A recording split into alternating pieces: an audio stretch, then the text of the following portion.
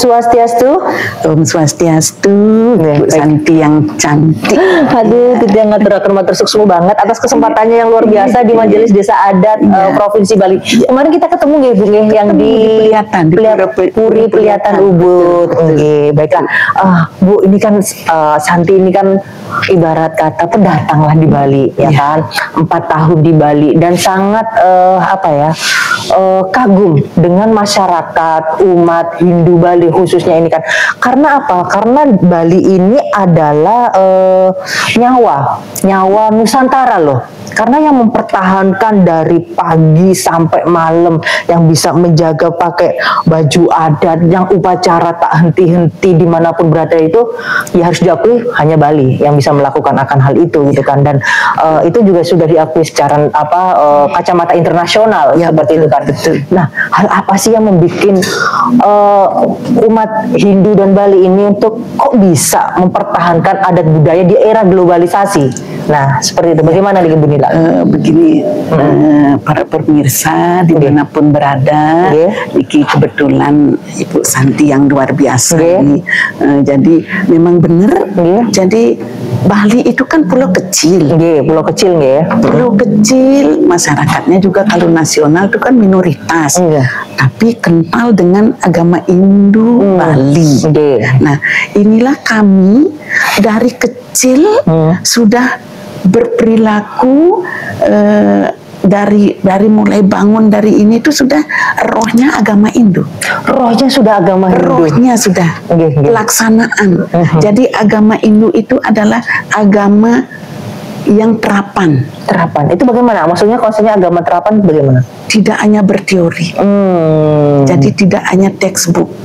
Tapi ternyata apa yang kami lakoni oleh umat Hindu di Bali, apa yang sudah ditradisikan oleh para pendahulu kita, itu ternyata sesuai dengan sastra-sastra Hindu, sesuai dengan ajaran Weda. Ternyata. Jadi bukannya teori harus begini, tapi itu sudah perilaku sehari-hari yang mana ini perlu dan harus dipertahankan dan dilanjutkan oleh generasi yang akan datang. Oh, seperti itu. Ya, jadi inilah yang perlu dipertahankan dan dilanjutkan, disempurnakan kalau ada yang kurang. Kan dibilang ajaran mulek itu. Itu kadang terkenal seperti itu. Bagaimana? Nah, ternyata ajaran mulek itu benar. Itu bagus, bagus sekali. Jangan terus diplesetkan. Baru mulek itu dianggap tidak bagus. Ternyata mulek itu ya memang tradisi. Memang yang menjaga itu berarti ajaran mulekitonya. Ajaran mulekitonya. Cuma perlu sekarang dijelaskan. Secara filsafatnya, secara ilmunya. Ternyata semua ajaran-ajaran yang dibilang mulekito setelah ditelusuri itu semua ada dasarnya. Jadi orang-orang tua kita dulu itu tidak mempelajari secara teori tapi sudah melaksanakan. Itu makanya dibilang kalau di Bali itu ajaran agama Hindu itu ajaran agama terapan, implementasi daripada semua misalnya Sarasamucaya, Bhagavad Gita, Sloka-sloka gitu. Sloka-sloka. Itu semua di Bali sudah dilaksanakan.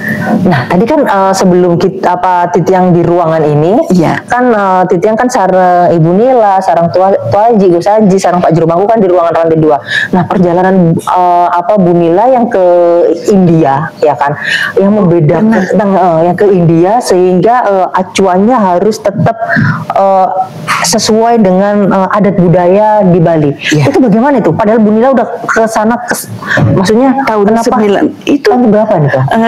Bulan November tahun 93 yang ke India. Ya, untuk mengetahui bagaimana sih agama kita, sejarahnya. Kami di situ pada saat itu diterima resmi oleh Parisan. Parisan itu napi? Parisade kalau Bali. Tapi kalau di India Parisan. Terus di situ sambutannya begini. Ini saudara-saudara kita, saudara Hindu yang datang dari Indonesia, khususnya dari Bali. Mereka datang ke sini adalah untuk melihat bagaimana sejarah yang tercantum di dalam Mahabharata, Bharatayuda, kekawin-kekawin. Nah itu. Tetapi kalau mereka bicara sama umatnya, Parisadi itu. Tapi kalau kita melihat bagaimana ajaran agama Hindu diterapkan, diimplementasi di masyarakat, kalau belajar ke India itu keliru. Justru padahal dia sendiri udah ngomong ngomong begitu. Keliru kalau belajar ke India. Justru belajarlah ke Bali. Karena di Bali betul-betul agama itu diterapkan dengan baik. Ada catur purusa arta, ada catur asrama. Jadi jelas masa Brahmacari, Grahasta, Wanaprasta, ya itu jelas. Jadi harus di Bali. Datanglah ke Bali. Begitu sambutannya mereka. Dan setelah Titiang datang dari India, justru bukannya kita bangga dengan India, ada hal tertentu tentang sejarah bangga kita. Tapi untuk beragama itu justru yang lebih cinta dengan Bali. Oh seperti itu. Iya, kan sekarang lagi musim Bu Nila. Ini yang fenomena yang Santi lihat ya. Kayak aliran-aliran yang banyak yang dibawa di India diterapkan di Hindu di Bali kan nggak cocok. Kalau menurut Titiang. Itu bagaimana itu? Justru itu aneh kalau yang datang dari India terus membawa budaya baru bawa ke sini, itu keliru. Tolonglah jangan itu diikuti.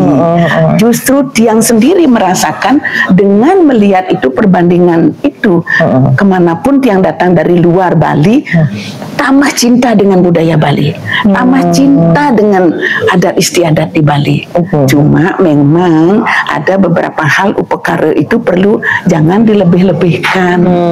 Nah ini yang perlu, yang mana sih upakara-upakara inti. Sebenarnya upakara itu dibilang berat, tidak berat. Ada hal-hal yang tidak perlu dilaksanakan, jangan ditambah-tambahin. Gitu. Karena sekarang trennya dikomersilkan. Nah ini yang perlu kita perlu disaring, perlu diformulasikan. Karena itu kan ada upakara yang tingkatannya alit, madya, utama. Nah ini esensinya, manfaatnya itu sama. Walaupun alit, madya, utama itu esensinya sama. Cuma gebiarnya yang berbeda. Sesuai dengan kemampuan gitu. Ya, harus sesuai dengan kemampuan. Cuma ini pun sesuai dengan kemampuan apa artinya. Nah ini yang perlu kita nanti implementasikan ke masyarakat, berikan penjelasan. Dalam hal ini kalau di masyarakat sekarang kan ada krama istri. Ada paikatan pemangku, ada paikatan Iwana, ada paikatan serati, terutama serati di sini, dan juga kaitannya dengan sang yang muput. Apakah pemangku ataukah sulinggih. Nah ini supaya bagaimana kita tidak memberati, tidak memberatkan umat kita yang melakukan upacara. Karena upacara itu kan harus upakara itu. Upacara itu kata tua etika upakara itu udah sebagai kerangka agama. Itu sudah kerangka agama itu. Ada ditanya seperti itu. Aliran yang ini itu kan banyak. Terus Titiang dalam hati, Titiang ini lahir di Nusantara, lahir di Indonesia. Leluhur Titiang Nusantara, ya kan. Jadi alangkah baiknya leluhur ini kan seperti mata air. Yang memang sumbernya di Nusantara, ya kita harus mengajakkan budaya Nusantara. Jadi karena mungkin leluhurnya Santi lincah banget nih sampai ke Bali. Jadi Santi sekarang karmanya harus menyelesaikan di Bali, ya kan Bu Nila? Ya kan harus ngayah di Bali, harus ngaduk di Bali. Jadi itu yang harus Santi pelajarin. Kalau memang, tapi ada yang leluhurnya lahirnya mungkin dari keturunan mau di India, di Amerika, di apa ataupun ya nggak apa-apa mengikuti kemana, nggak apa-apa kan? Karena kan kita konsepnya di Hindu sendiri untuk leluhur. Betul. Jadi konsepnya namanya Hindu itu kan ada pemujaan pada leluhurnya. Nah, jadi itu yang harus diingat, kepada leluhur, kemudian kepada Ida Sang Hyang Widi Wasa. Nah, sekarang kalau ada ajaran-ajaran yang non Dresta Bali, ya, di luar menyimpang lah ibarat kata menyimpang, karena itu kepercayaannya tidak sama dengan Hindu yang Nusantara. Hindu Nusantara itu ada kepercayaannya Pancasrada. Ini, tapi kalau yang di luar non yang Hindu non Dresta Bali, non Nusantara, dia tidak percaya dengan adanya Pancasrada. Mereka percaya kepada ajaran guru. Oh, berarti ajaran guru kayak apa ya? Beda. Kalau dibilang itu kayak mengkultuskan susuk manusia. Iya, perguruan itu ajaran guru. Siapa gurunya itu yang dipuja. Itu yang dinomorsatukan. Bukan leluhur, bukan Ida Sang Hyang Widi. Bukan Tuhan. Itu yang dituhankan. Gurunya yang dituhankan. Ini makanya tidak cocok. Beda dengan konsep Dresta Bali ya. Konsep keyakinannya yang beda. Itu prinsip bedanya. Prinsip beda keyakinannya adalah pada Pancasrada dan konsep keyakinan pada mentuhankan gurunya. Misalnya aliran Sai Baba, kan yang dipuja itu Sai Babanya, bukan Tuhan. Itu yang ditaruh di pelangkiran, di foto-foto. Jadi beda. Karena beda keyakinan, bukan apa. Kemudian Hare Krishna itu Prabhupada. Prabhupada itu sih yang dimuliakan. Oh, kayak gurunya tadi. ISKCON itu. Oh. Iya, jadi konsep ajaran guru itu, bukan konsep Pancasrada. Tapi kan ada seperti ini Bu Nila omongannya. Ya udah, kan Hindu ini berasal dari India, seperti itu. Misal ada obrolan ya harus mengacu di India. Kalau memang berbeda dengan India, nggak mau seperti India, bikin agama sendiri aja. Pernah ada yang seperti itu sama Santi. Terus gimana pendapat Bu Nila? Kalau itu kita ini kan bagaimana kelanjutan tradisi Bali? Kan ke situ. Tradisi Bali yang Hindu Bali inilah yang menjaga taksunya Bali. Kalau itu dihilangkan, hilanglah taksunya Bali. Terus apa yang dibanggakan di Bali? Apa yang menjadi sumber kita di Bali? Kan itu. Jadi benar. Jadi inilah kewajiban setiap orang, terutama yang beragama Hindu, menjaga taksunya Bali dengan melaksanakan agama Hindu sesuai dengan tradisi, budaya, dan keyakinan kita ke Pancasrada. Ini yang utama. Bukan ajaran guru. Nah, ini yang menarik nih, khususnya nggak hanya di Hindu Bali ya, Hindu Nusantara. Jadi pesannya janganlah malu untuk mengajarkan budaya adat masing-masing. Iya. Misal masing-masing Hindu Jawa, Hindu Jawa. Diperkuatlah. Tradisi Jawanya, adat budayanya. Ya, adat budayanya diperkuat. Kalimantan, Sumatera, Sulawesi gitu kan. Kalau di Bali kan Ida Sang Hyang Widi sebutannya. Kalau di Jawa kan Gusti Pangeran, bisa Gusti Pangeran. Beda-beda sebutannya, tapi maksudnya sama. Maksudnya sama. Seperti itu. Maksudnya sama. Sesuai dengan adat budaya. Jangankan di luar Bali. Di Bali pun ada desa Kalapatra, berbeda-beda juga. Tetapi intinya sama. Cuma terapannya berbeda. Berarti agama itu ini yang nilai agama yang penuh kreativitas. Agama yang penuh kreativitas, agama yang penuh toleransi, agama yang sangat adaptif. Bisa menyesuaikan dengan kondisi. Tadi udah dengan alit, madya, utama. Kadang kan banyak juga yang mengeluh, siapa Ibu Nila, aduh nanti kebakaran mahal nih. Mungkin belum mengerti esensi alit, madya, utama mungkin. Orang kita bikin aturan saja, kalau tidak cukup uang jangan bikin gebogan yang tinggi. Biasanya kan ada yang gengsi gitu biasanya. Itu kan tamasik. Rajasik. Itu kan rajasik. Jadi kita ada 3 jenis upakara kita. Ada yang satwika yadnya, ada yang tamasika yadnya, ada yang rajasika yadnya. Bikinlah yang satwika, kecil, lengkap, Yang penting lengkap unsur-unsurnya. Unsur-unsurnya nggih. Jangan panggede ngenah panggini kita membalap, itu hindarkan. Kadang-kadang kan apalagi para ibu-ibu itu sedang berlomba ini pangluung ngenah gitu. Itu dihindari.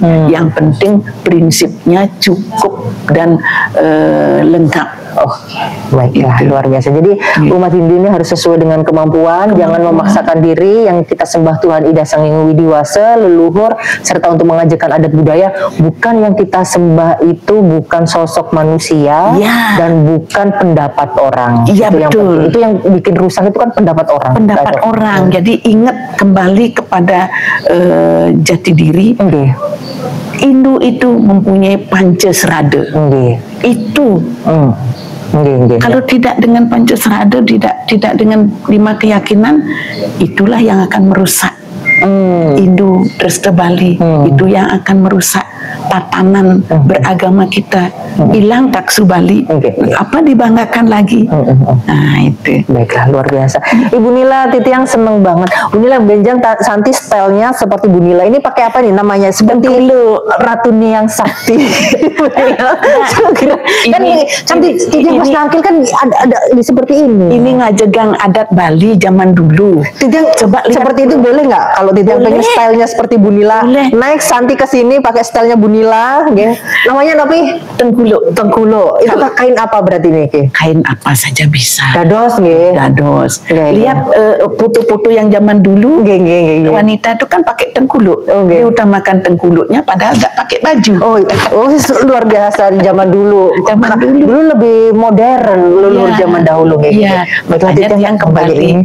Seru ya kalau Santi ngonten pakai tengkulo ya. Menginspirasi loh Bu Nila ini. Santi jadi pengen gitu lah. Biar nggak digelung aja, galung aja rambutnya Santi gitu kan. Suksma Bu Nila Titiang aturaken matur suksma. Semoga Bu Nila semangatnya luar biasa. Nanti ketemu lagi Bu Nila di next nanti karena Titiang izin lunas nangkil di MDA karena ilmunya sangat banyak. Jadi apapun yang update untuk di masyarakat Titiang tanyakan. Ada fenomena apa di umat dan masyarakat, MDA yang akan menjawab. Karena di sini semua komponen di desa itu ada di sini sumbernya. Di desa ada MDA di sini. Luar biasa Astunggara. Titiang lunas ilmu kepada Bu Nila, kepada untuk pemirsa Santi Dharma Chandra agar penonton Santi Dharma Chandra bisa bermanfaat bagi umat Dharma. Lunas doanya. Itu para Mas Santi Kak. Om siang bawantu, sukam bawantu, purnam bawantu, Om manugraha manuharam dadu, Om Sri Om Santi Santi Santi Om. Suksma.